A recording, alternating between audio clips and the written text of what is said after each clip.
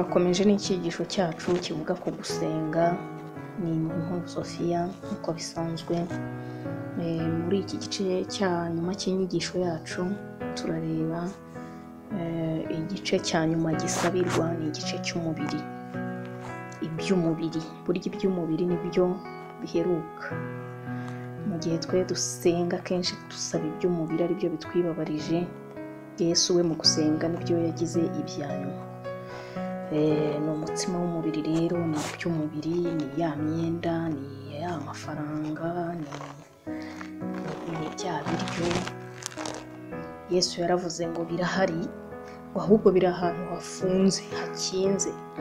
Aravuga ati rero ubwo hakinze ugomba kuhajya ugakomanga hagakinguka. Yaravuze ngo mukomange ku rugi muzakingurirwa.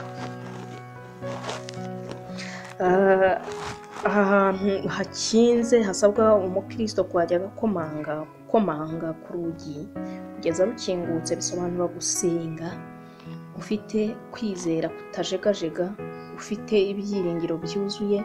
Ni ugusaba Imana nk'uko umwana asaba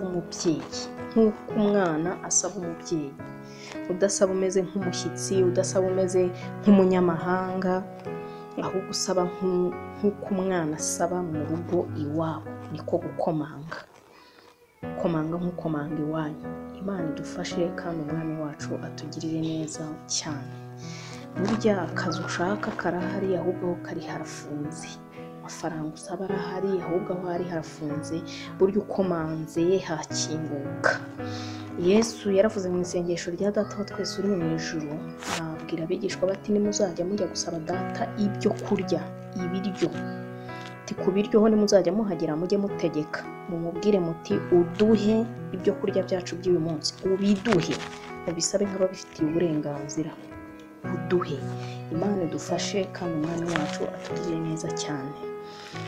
Wamaze gusaba iby'umwuka wabibonye, wamaze gushaka iby'ubugingo nabyo wabibonye, ahasigaye haba ari gukomanga. Ku by'umubiri ni ikibazo cyo gukomanga gusa, ariko twebwe usanga tumara iminsi myinshi turira dusabira umubiri wonyine, ibindi ubugingo bwacu n'umwuka ntacyo bitubwiye.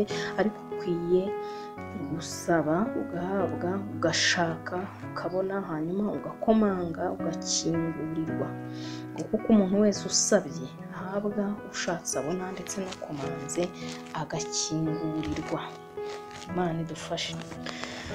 Mu butumwa bwiza bwanditswe na Matayo ibice 13 ku murongo wa 52, Yesu yaravuze ngo, haranditse ngo arababwira ati nicyo gitumye umwanditsi wese wigishijwe iby'ubwami bwo mu ijuru agereranywa na nyir'urugo utanga ibintu bishya n'ibya kera abikuye mu bubiko bwe.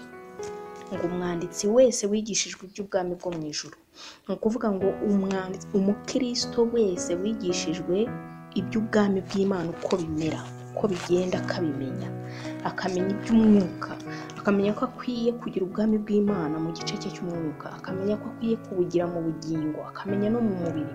Ngo agereranywa na nyir'urugo, ngo abameze nka nyir'urugo. Imana imugirira icyizere, ngo ikamusiga ku byayo, ikamuha gutanga ibyayo nkayo ubwayo, nka nyir'urugo. Ngo utanga ibintu bishya n'ibya kera abikuye mu bubiko bwe. Afata amasezerano yo mu isezerano rishya no mu isezerano rya kera akayatanga nka nyir'urugo. Imana imugirira icyizere, ikamusiga nko kuri sitoke yayo, ikavuga ati nkurikije ukuntu yigishijwe iby'ubwami bw'Imana nta makosa yakora. Imana idufashe kandi umwami wacu atugiriye neza cyane. Nicyo cyatumaga Eliya buriya yarigishijwe iby'ubwami bwo mu ijuru. Nicyo cyatumaga atanga imvura nka nyir'urugo, nk'uwayiremye. Ubundi agatanga ikime cyangwa akakimana, akabwira umwami Ahabu, akavuga ati uhereye none mbafungiye imvura, ati n'ikime nka nyir'urugo. Imana idufashe kandi umwami wacu atugirire neza cyane. Nicyo cyatumaga mu nkuru dusoma muri Bibiliya usanga umutambyi Eli abwira Hana ati Uwiteka aguhe icyo usaba, akaba amuhaye umwana yasabaga.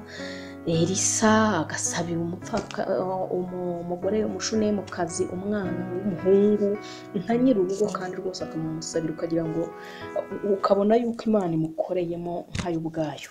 Imana idufashe kandi umwami wacu atugirire neza cyane. Ubu butware bwo gusaba no guhabwa ibyo usabye ubibona ari uko wamaze kubona iby'ubwami bwo mu ijuru cyangwa se kwigishwa iby'ubwami bwo mu ijuru, niko dusomye Matayo 13:52. Ubu rero inshuti yanjye kandi mwene data, Imana idushoboze gusenga nk'uko bikwiriye. Ukwiriye gusenga nk'uko bikwiriye muri iyi minsi ya none, muri iki gihe turimo dukwiriye gusenga. Ariko se turasenga gute?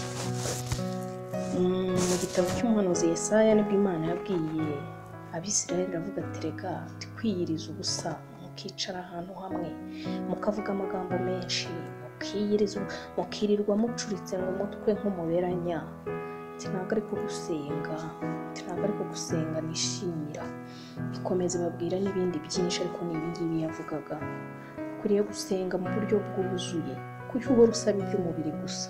Banza ushaka iby'ubwami bwo mu ijuru, ushaka iby'ubugingo bwawe, ushaka iby'umwuka wawe, hanyuma iby'umubiri byo ni ikibazo cyo gukomanga gusa.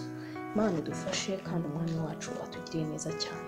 Yesu yavuze ati namwe ndababwira ngo musabe muzahabwa, mushake muzabona, mukomange ku rugi kandi muzakingurirwa. Reka mvugane nawe waba uri mu gicuku runaka.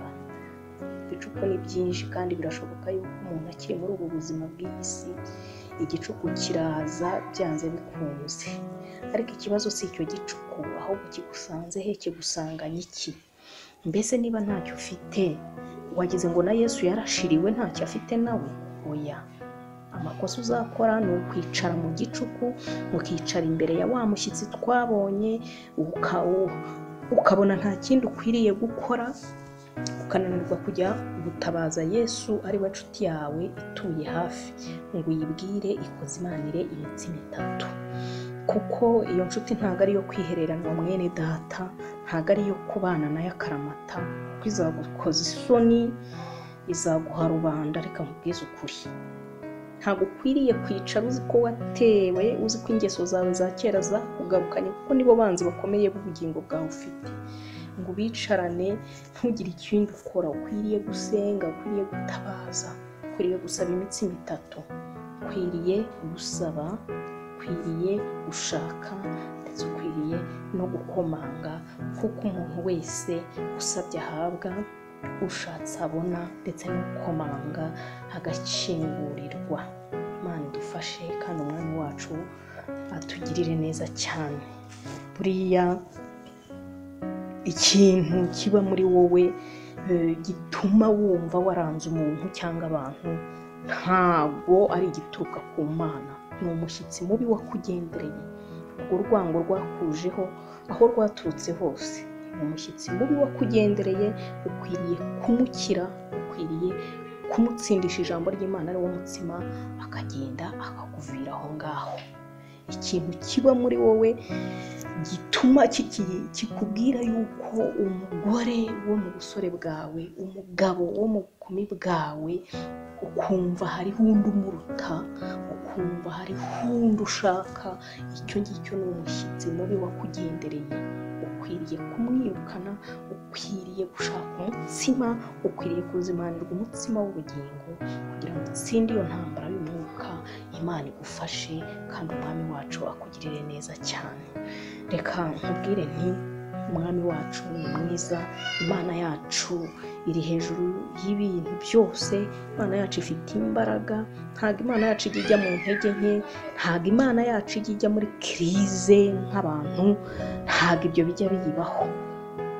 Niyo mpamvu ukwiriye kujya aho iri kugira ngo usabe uhabwe, ushake ubone, kandi ukomange ku rugi unakingurirwe. Imana iguha umugisha mwinshi cyane. Reka turangize dusenga Imana. Data wa twese uri mu ijuru, turagushimiye. Cyubahiro kibi cyawe Mana yacu, tumaze gusangira ijambo ryawe, turakwinginze kugira ngo imitima yacu yihindure nk'imbibe nziza, ijambo ryawe nirijyamo ryeremo imbuto nyinshi kandi zibe imbuto zihoraho. ngaho tugirire ubuntu, utugirire ibambe. Umuntu wese wumvise aya magambo akaba yarahari mu gicuku, akaba yarahari mu bihe bibi, abashe kubivanwamo n'imbaraga z'ijambo ryawe, abashe kubona ishimwe ryo kugubwa neza, kandi umutabare mu buryo bwose akwiye gutabarwamo. ngaho hereza umugisha umuntu wese wumvisha amagambo yawe kandi akaba yiteguye kurwanya intambara yo kwiyumvira, kuko ngusabye nizeye mu izina rya Yesu.